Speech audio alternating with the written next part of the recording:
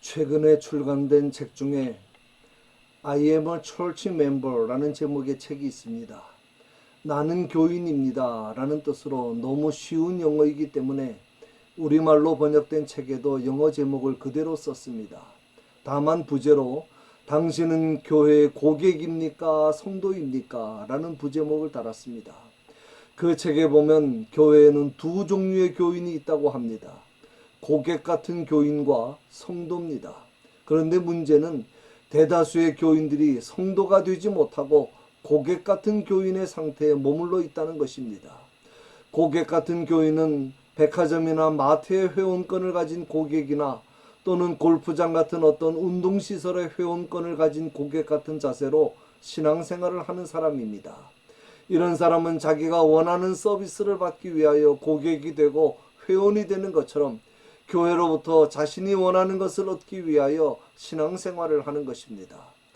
그래서 이런 사람에게 신앙생활은 섬기는 것이 아니라 섬김을 받는 것이며 책임이 아니라 권리이며 희생이 아니라 자격 취득 같은 것입니다. 이런 사람이 드리는 예배나 봉사는 권리나 자격을 얻기 위한 과정 같은 것이고 헌금은 회비 같은 것입니다. 심지어 어떤 사람은 자기의 수고와 헌신을 더 주장하면서 자기는 다른 사람들보다 더 많은 특전이나 혜택을 가진 VIP 고객이나 회원처럼 생각하는 사람도 있습니다. 참 잘못된 것입니다. 그러면 성도의 모습은 어떤 모습이겠습니까? 저자는 자신의 책에서 성도의 모습을 고객의 모습과 비교해서 5가지로 지적하는데 3가지만 말씀드리겠습니다. 첫째, 성도는 자신의 의무에 충실합니다. 성도는 하나님께서 주신 은사에 따라 조건 없이 베풀고 섬깁니다. 대가나 보상을 바라지 않고 의무에 충실합니다. 그러나 고객은 대가나 보상을 기대하고 요구합니다. 내가 물질적으로나 시간적으로 이만큼 희생하고 지불했으니 당연히 그에 맞는 대접도 받아야 하고 무엇인가 주장도 할 수 있다고 생각합니다. 이것이 고객과 성도의 차이점입니다. 둘째는 연합입니다. 성도는 연합에 해되는 말이나 행동을 하지 않습니다. 반면에 고객 같은 교인은 자신의 취향과 이득을 위해서 모였기 때문에 끼리끼리 모이는 것과 분리하는 것을 좋아합니다. 마치 세상의 노조처럼 사람들을 포섭해서 자기 편을 만들고 내 편과 네 편을 나누고 자기와 생각이 다른 사람들과는 대립하고 자기 마음에 안 들면 세상법에 고소하고 쫓아내고 주도권 다툼을 합니다. 셋째는 교회를 자기의 취향과 욕구에 맞추려고 하지 않습니다.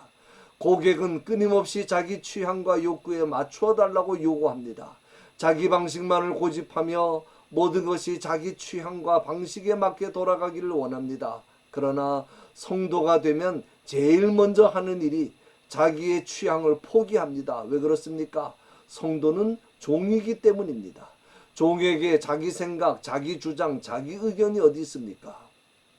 우리는 모두 성도가 되어야 합니다. 더 이상 고객의 수준에 머물러 있어서는 안 됩니다. 그러면 어떻게 고객의 수준에서 벗어나 성도가 될 수 있겠습니까? 방법은 단 하나밖에 없습니다. 거듭나야 합니다. 사람이 거듭나지 아니하면 하나님의 나라를 볼 수 없다고 했습니다. 생각해 보십시오. 우리에게 하나님의 나라가 없다면, 우리가 장차 하나님의 나라를 볼 수 없다면 이 땅에서의 우리의 신앙생활이 무슨 의미가 있으며 이 땅에서 우리가 주님을 위하여 수고하고 봉사하고 헌신하는 그 모든 일이 무슨 소용이 있습니까? 니고데모라고 하는 사람이 밤중에 예수님을 찾아왔습니다. 그는 당시에 대표적인 종교인이라고 할 수 있는 바리새인이며 유대인의 지도자였으며 이스라엘의 선생이었습니다. 랍비였다는 말입니다. 니고데모는 백성들에게 율법을 가르치고 삶을 가르쳤던 사람입니다. 유대인 사회에서 가장 존경받는 사람입니다. 뿐만 아니라 그는 또한 부자였습니다. 이렇게 니고데모는 종교적, 정치적, 사회적, 경제적 모든 분야에서 최고의 존경을 받는 성공한 지도층 인사였습니다. 세상적으로는 아무것도 더 부러울 것이 없는 사람이었습니다. 그런 그가 예수님을 찾아온 것입니다. 왜 찾아왔겠습니까? 그는 세상적으로나 육신적으로는 성공했지만 그 성공이 영적인 문제를 해결해 주지는 못했습니다. 그의 영혼은 굶주렸습니다. 영혼과 영생에 대한 갈급한 마음을 가지고 있었습니다. 예수님은 그의 중심을 꿰뚫어 보셨고 그의 필요를 아셨습니다. 그에게 가장 절실한 문제가 무엇인지를 아셨습니다. 그래서 말씀하십니다. 진실로 진실로 네게 이르노니 사람이 거듭나지 아니하면 하나님의 나라를 볼 수 없느니라. 거듭나도 되고 나지 않아도 되는 것이 아닙니다. 사람은 반드시 거듭나야만 하나님의 나라를 볼 수 있는 영적인 사람이 될 수가 있다는 말씀입니다. 이것은 니고데모만의 문제가 아닙니다. 오늘 우리에게도 이보다 더 시급하고 중요한 문제는 없습니다. 내가 과연 거듭났느냐, 거듭나지 못했느냐 하는 것입니다. 먼저 거듭난다는 말의 의미를 생각해 봅니다.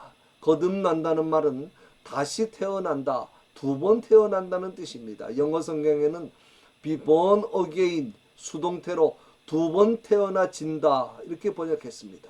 헬라어 원문에는 아노텐이라고 해서 위로부터 난다는 뜻입니다. 사람이 왜 이렇게 위로부터 다시 태어나야 합니까? 죽었기 때문입니다. 하나님께서 에덴 동산에서 아담에게 말씀하셨습니다. 선악을 알게 하는 나무의 열매는 먹지 말라. 내가 먹는 날에는 반드시 죽으리라. 그러나 아담은 사탄의 꼬임을 받아 선악과를 먹었습니다.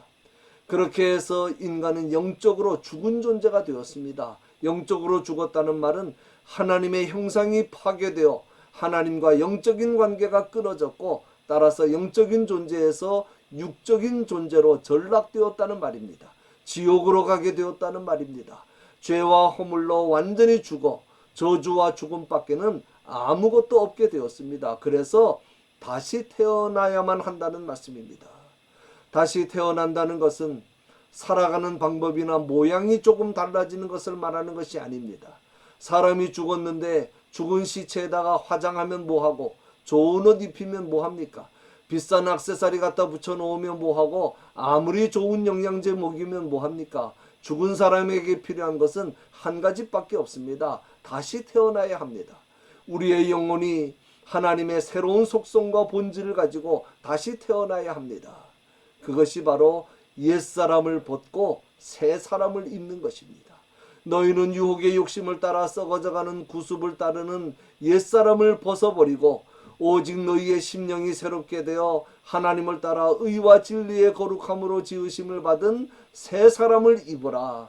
옛사람은 벗어버리고 의와 진리의 거룩함으로 지으심을 받은 새 사람, 즉 하나님의 형상을 입는 것입니다.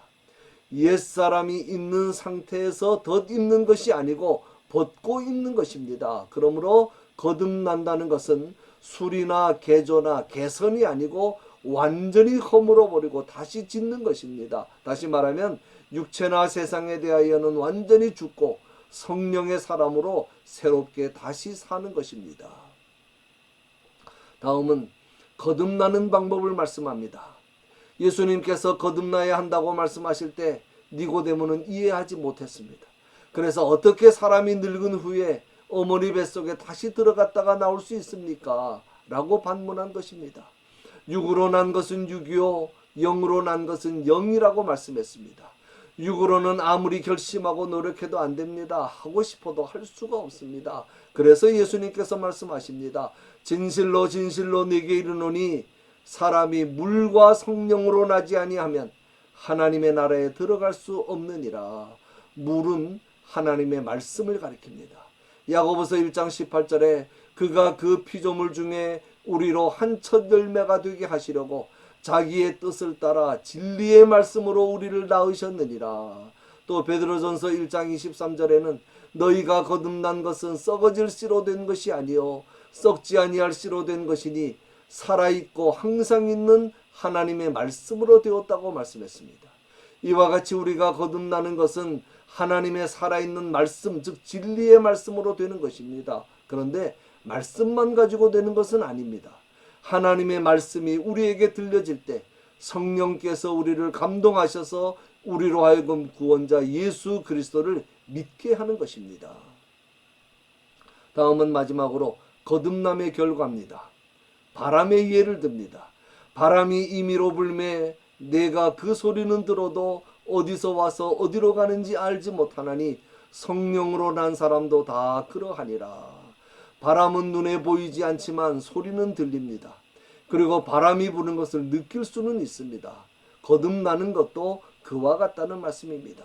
거듭나는 것은 순간적으로 일어나는 일이기 때문에 겉모양은 거의 변화가 없는 것처럼 보일 수도 있고 자신이 별로 크게 느끼지 못할 수도 있습니다. 그러나 성령의 바람으로 거듭난 사람은 존재 자체가 완전히 다른 존재가 됩니다. 거듭남의 증거는 말씀에 철저하게 순종하는 사람이 된다는 것입니다.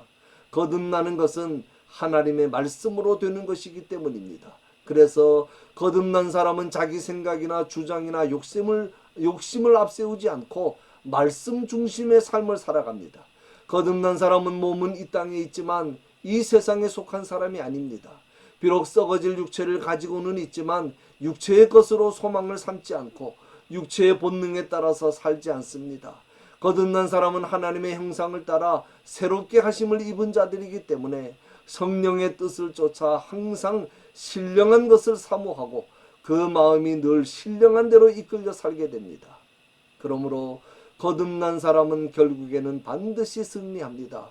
요한일서 5장 4절에 무릇 하나님께로부터 난 자마다 세상을 이기느니라.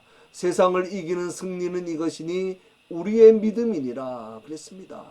하나님은 거듭난 자들에게 세상을 이길 수 있는 믿음을 주십니다. 거듭난 사람도 간혹 실수하고 실패하고 죄를 짓고 넘어질 수 있습니다. 그러나 하나님께서 붙들어 주셔서 모든 시험과 환난에서 다시 회개하고 일어서 천국을 향해 갈 수 있는 이 귀한 축복을 거듭난 자들에게 주시는 것입니다. 결론입니다. 고객 같은 교인이 되지 말고 성도가 되시기를 바랍니다. 철치 멤버가 되지 말고 크리스찬이 되시기를 바랍니다. 그러기 위해서는 우리 모두 거듭나야 합니다. 다시 태어나야 합니다. 성령으로 새 사람 되고 예수 그리스도로 말미암아 새롭게 태어나서 변화된 삶을 살아야 합니다. 육체의 욕심과 정욕에 이끌려 살지 말고 매일매일의 삶 속에서 성령님의 은혜를 간절히 간구하며 그분께 모든 것을 의탁하고 승리하는 삶을 사시기 바랍니다.